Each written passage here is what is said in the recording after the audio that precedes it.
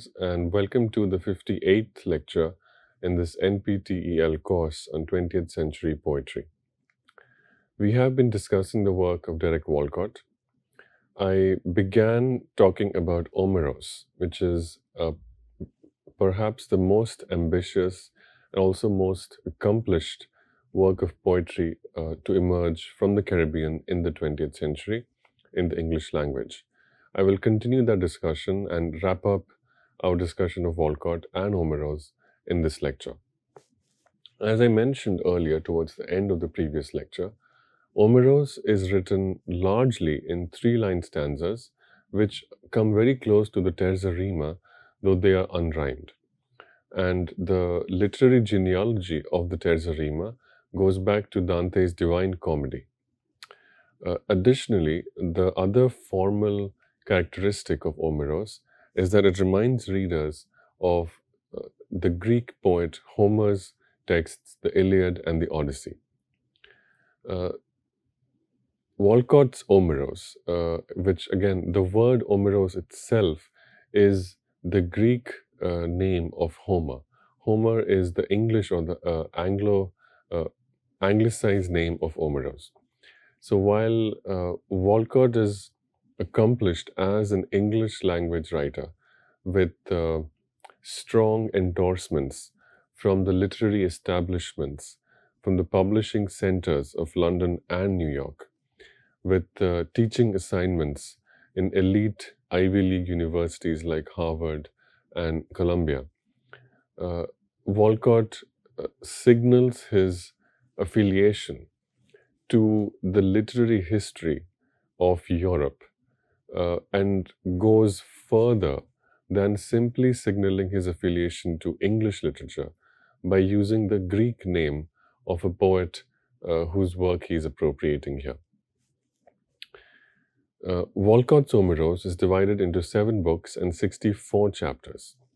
It invokes biblical resonances such as the 7 days of creation alongside classical epic structures. The narrative is non-linear because it moves across time periods and frequently moves back and forth. It is not a simple chronological progression from earlier to later events. The narrative moves across time periods and geographies. It moves from contemporary St. Lucia to colonial Africa, from London to Boston, from Homer's Greece to the slave ships of the Middle Passage. Plot also is elusive in Omeros, as it is in many modern epics. There are several narrative threads. There's Aeschyle the fisherman and his love for Helen, his rival for Helen's love, Hector. Helen, Hector, Aeschyle, they're all words and names that evoke the Greek classic as well as their English translations. They also evoke 20th century appropriations and adaptations of the Odyssey. Then there are other threads involving other characters like Major Plunkett, who is a British expatriate mourning his wife Maud. Walcott himself appears as a quasi-autobiographical narrator. So there are multiple plot lines, there are multiple threads. These stories weave in and out of one another across time and space, connecting St. Lucia's colonial past with African ancestry, and with the traumas of slavery, with the scars of World War II, and with the vast history of Western imperialism.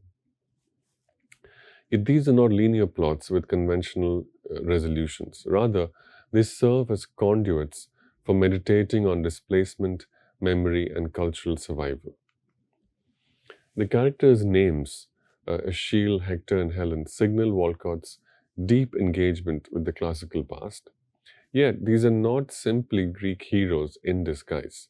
In fact, their names only invite readers to notice the gap, the difference between what characters with their names were doing in the Greek epics and what these individuals are doing in Walcott's Omeros.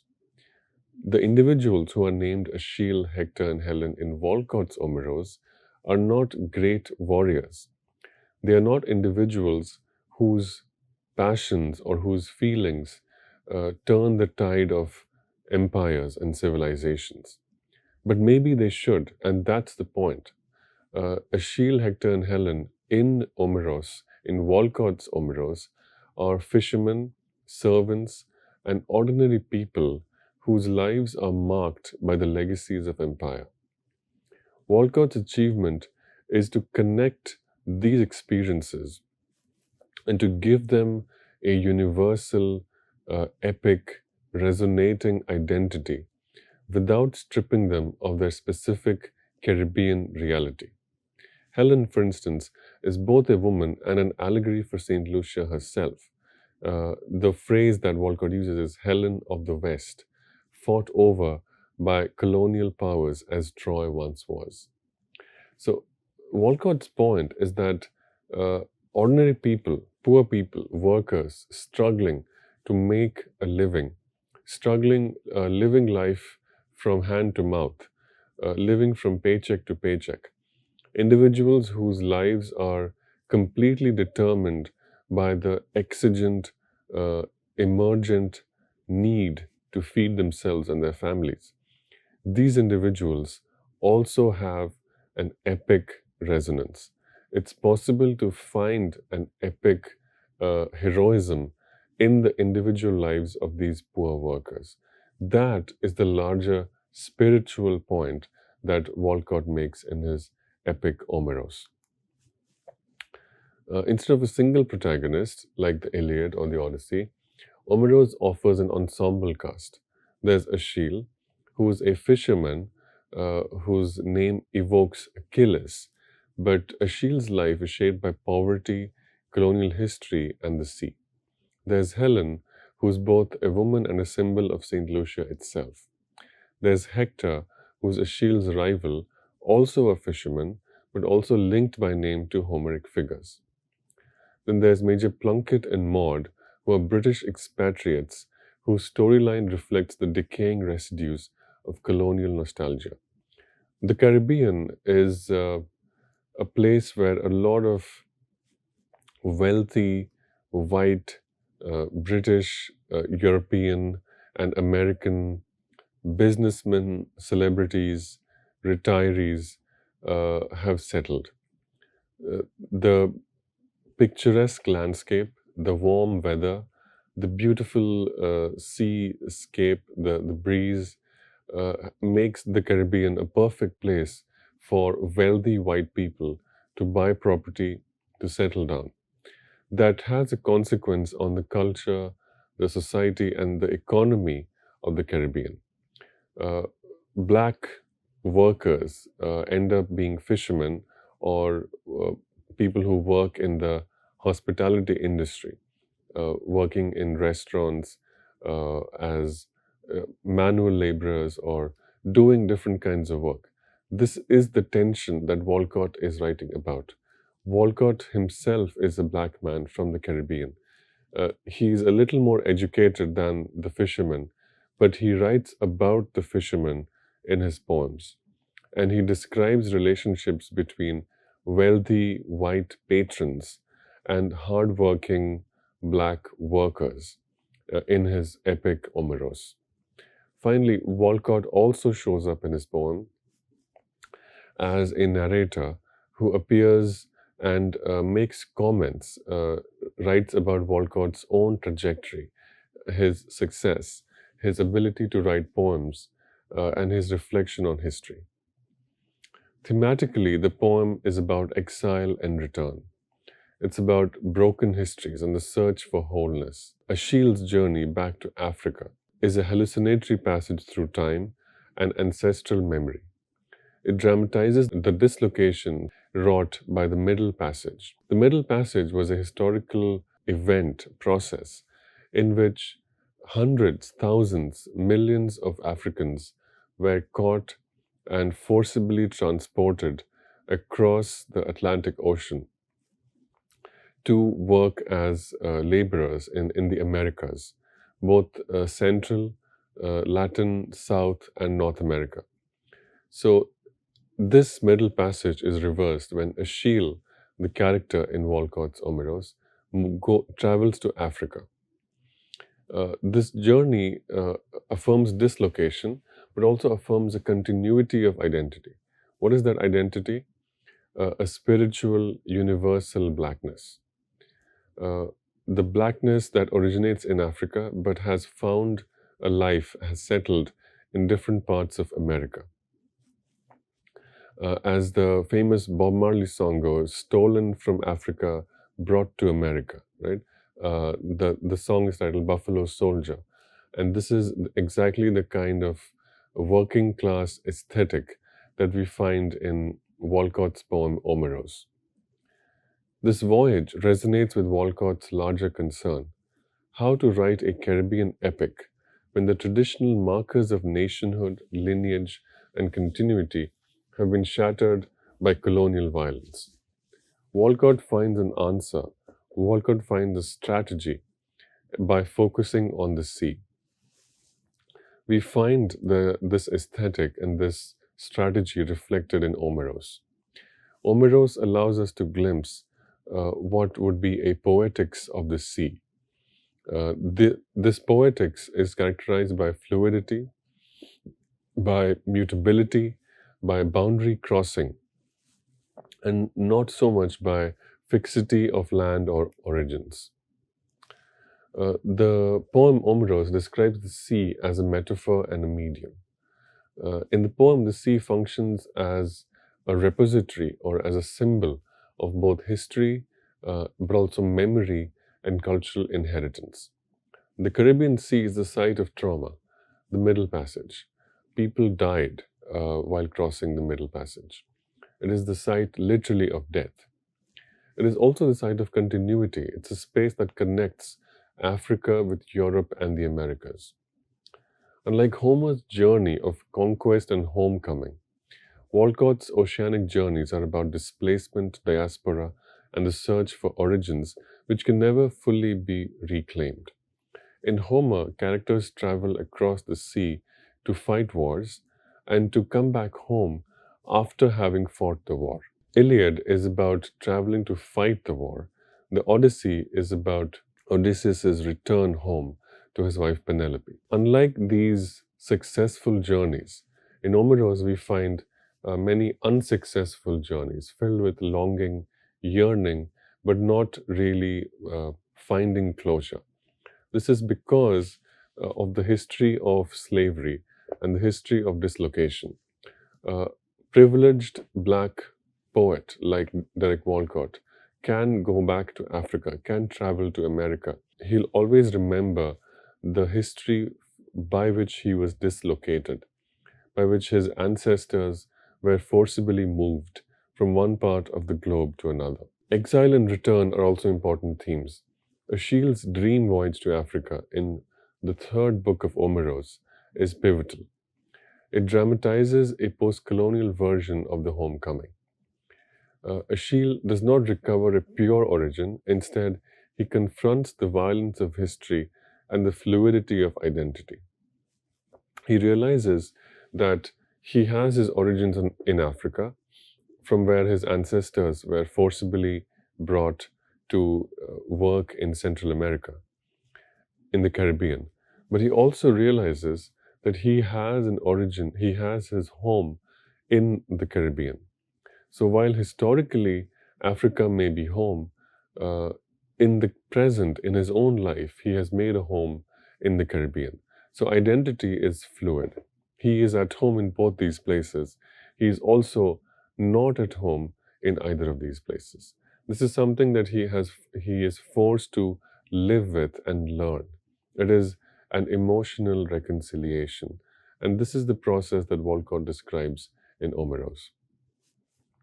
Achilles' journey also emphasizes continuity through fragmentation. The history of slavery, which has created the Caribbean, has also given identity to people like Achilles, and he must accept that he is the inheritor of this history of violence. There are also colonial and post-colonial histories. Major Plunkett, the white retiree who settled in the Caribbean, is obsessed with writing a history of St. Lucia. He's a symbol for imperial historiography. Colonialism also brought with it an impulse to study an impulse to understand people and lands that were so far away, so different, and that which appeared exotic to a European perspective. Major Plunkett is one of those ethnographers and historians who, in his free time, now that he's retired and is wealthy, is trying to understand, in a Western rational perspective, trying to understand and create knowledge out of the Caribbean. This is a false and somewhat presumptuous enterprise, but Walcott nevertheless gives space and describes this impulse. Helen, the island itself, is depicted as fought over, possessed, and eroticized, a post colonial allegory of land and body subjected to imperial desire. At its heart, however, Omeros is a meditation on art itself, on the burdens and possibilities of cultural inheritance. As we saw in the poem Ruins of a Great House, Walcott wrestled with his own positioning as a Caribbean poet writing in English. He's an heir both to Homer and to the silenced voices of the Caribbean. The poem's self-reflexive moments, where Walcott and the narrator considers his craft, his complicity, and his longing for transcendence, invite us to read Omeros as both epic and anti-epic. It's an epic that mourns the impossibility of the epic in the post-colonial world, yet stubbornly creates one anew. Walcott is in dialogue with the Western literary canon. He reimagines the purpose of the epic. What should the epic do? Should it simply glorify wars that were initiated by immature and egocentric men, perpetuate such a masculinist history of the world? No, not really.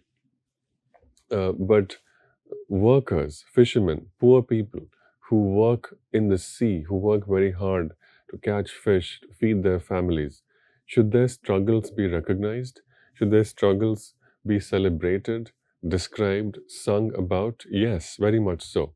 If an epic can allow for the description of the working man's life, then it must be celebrated.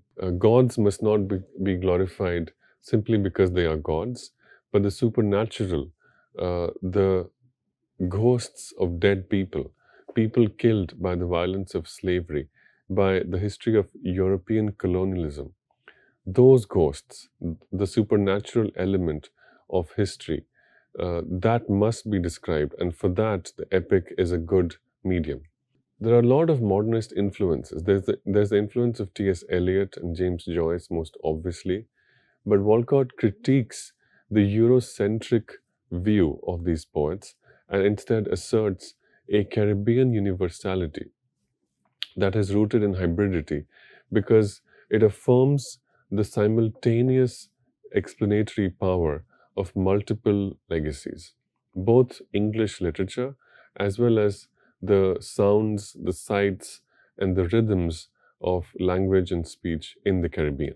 Now, Omeros is a landmark text in post-colonial literature as well, because it allows writers to witness a successful instance of a poet using the only possible inheritance in which he is competent and he's an expert, which is the history of English literature, to write a revisionist history of the land from which he emerges. There are some moments from the text Omeros which I will briefly describe. The first is Achille and his vision of Africa, in which we get a sense of the Middle Passage and the ancestral memory that writers as well as individuals in the Caribbean must live with. This is presented in the third book of Omeros in chapters 24 to 27.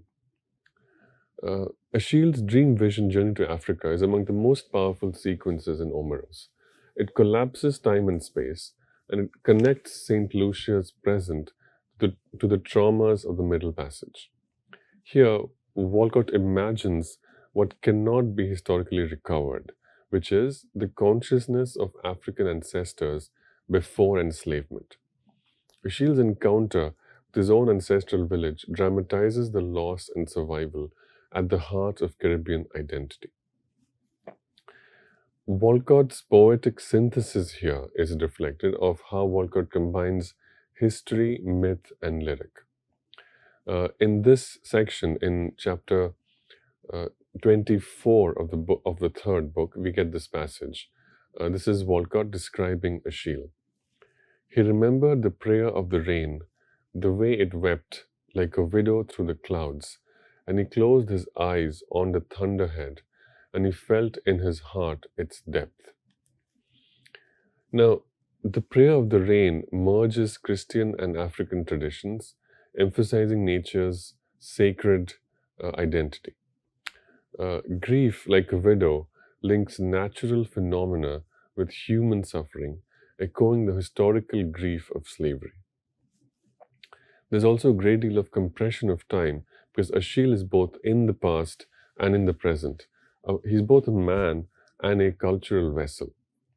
This moment epitomizes Walcott's theme. Identity is forged through absence, suffering, and memory. The second point in the text that I would like to draw our attention to occurs in the fifth book of the poem, and this is about the unfinished epic of the Caribbean.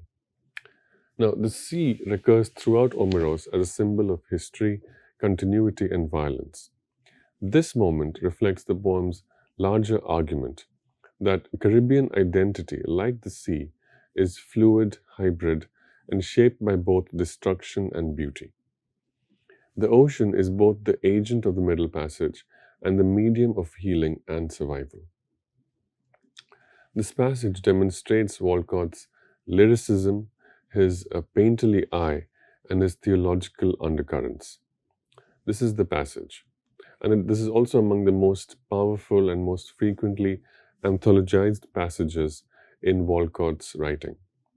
The sea is history. First, there was the heaving oil, heavy as chaos. Then, like the stage curtains, the clouds parted, revealing a prepared tableau.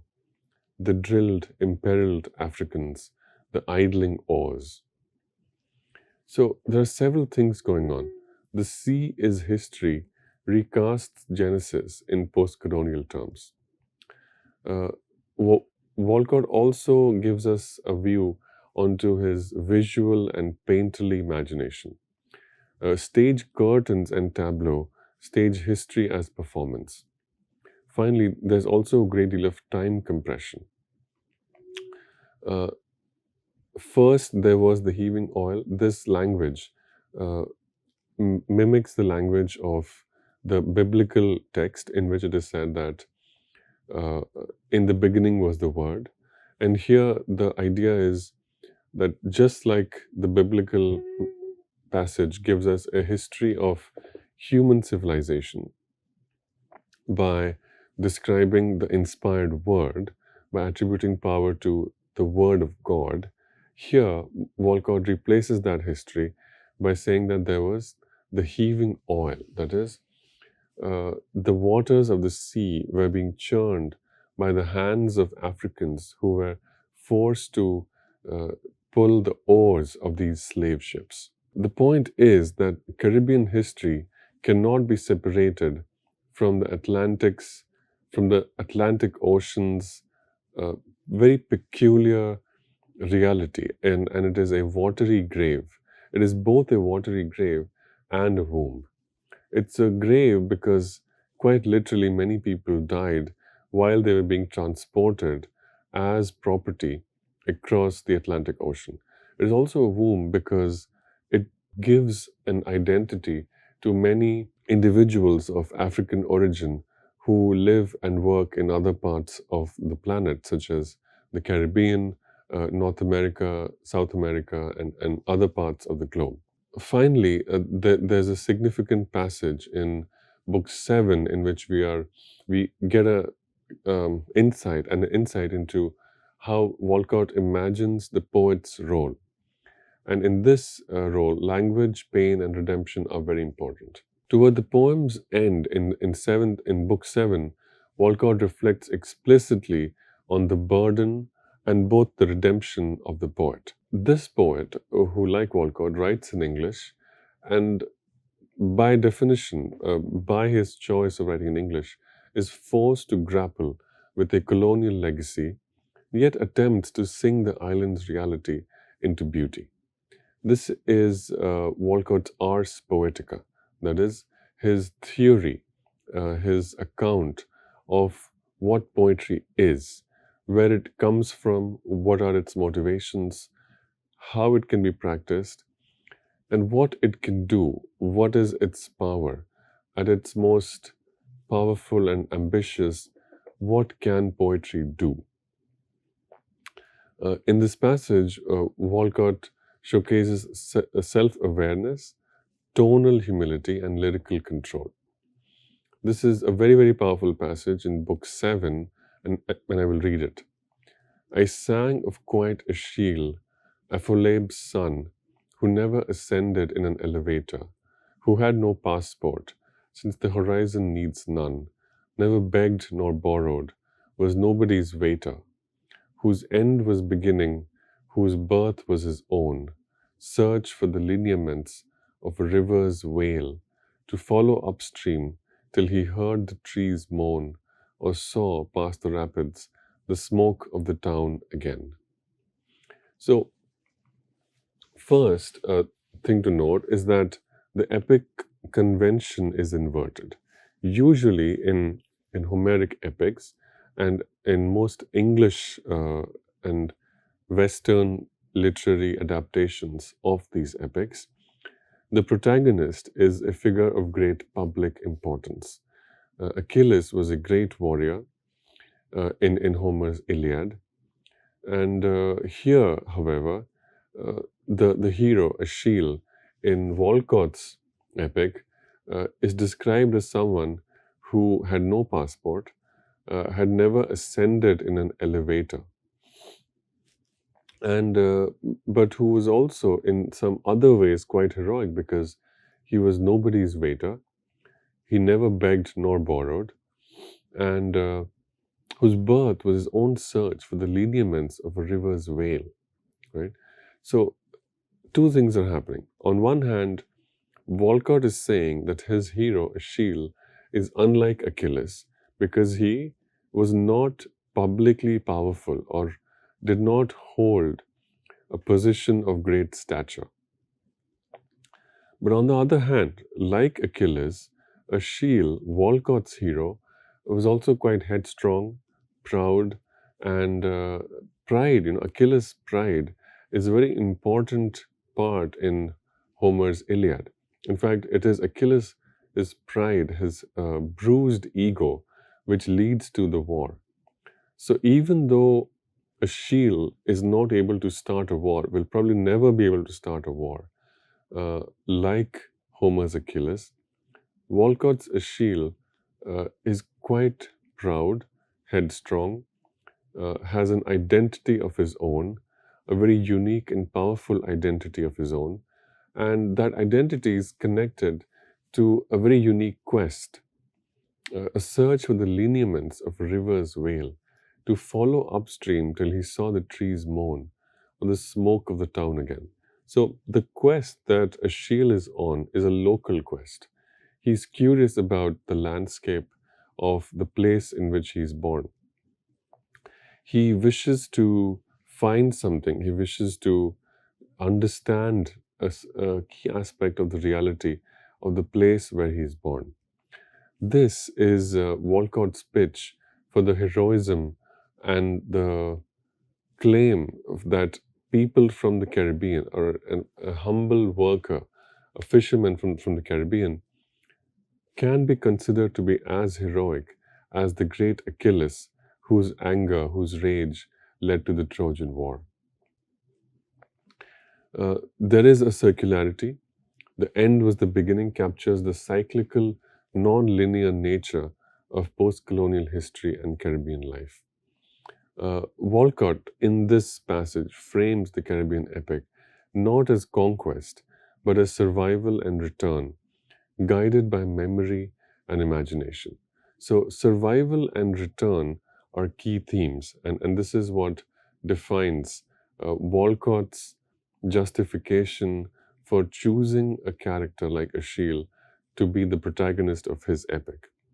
Surviving in the Caribbean, simply earning a living, feeding oneself and one's family, that is quite a heroic feat in the modern world, especially in the post colonial world, in which economic uh, impoverishment, economic underdevelopment has taken place as a consequence of the history of colonial exploitation.